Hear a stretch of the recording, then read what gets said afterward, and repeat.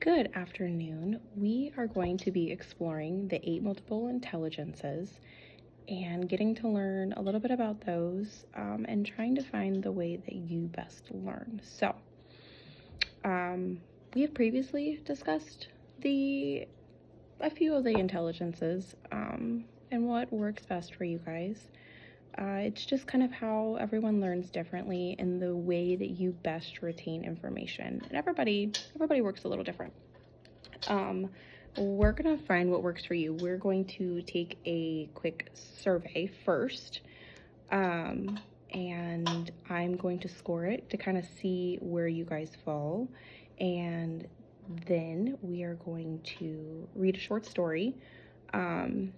We're going to explore some fiction text. I will be reading you a story, and we're going to be working on comprehension, being able to infer and analyze our text, draw conclusions, explain cause and effect relationships, and point of view. We may talk about the events, the plot, explain future and past events, how it may impact the future,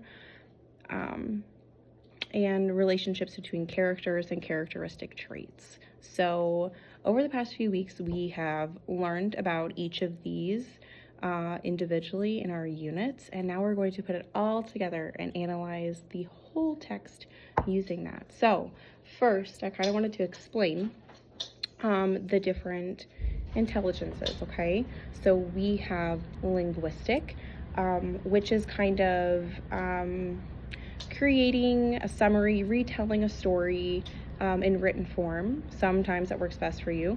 Logical or mathematical intelligence, so maybe creating puzzles about the events or something that's happened to a character, analyzing the cause and effect relationships, just logically mapping that out. You could use graphic organizers or however you feel you want to do that.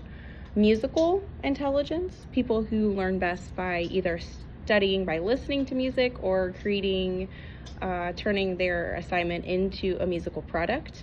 You could do a musical, you could do a rap, a song, kind of incorporating maybe lines from the text into your lyrics. Interpersonal, we've talked a lot about interpersonal.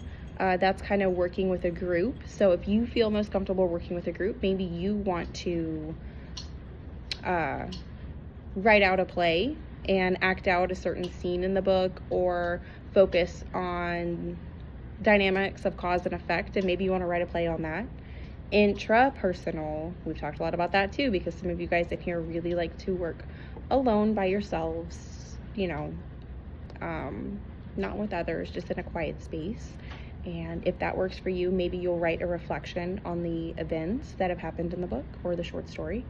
Naturalistic, if you are a nature person like me, maybe you want to connect the events to a natural phenomena in the real world, or the impact that the weather may have on the story. Spatial is a lot of visual, so maybe you want to create a visual timeline of what happened in the story, highlighting cause and effect relationships and like character interactions.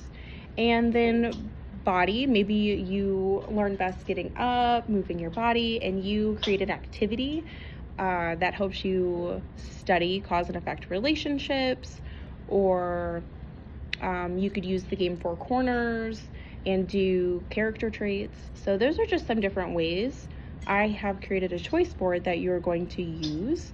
You're going to pick one that best fits what you are most comfortable with.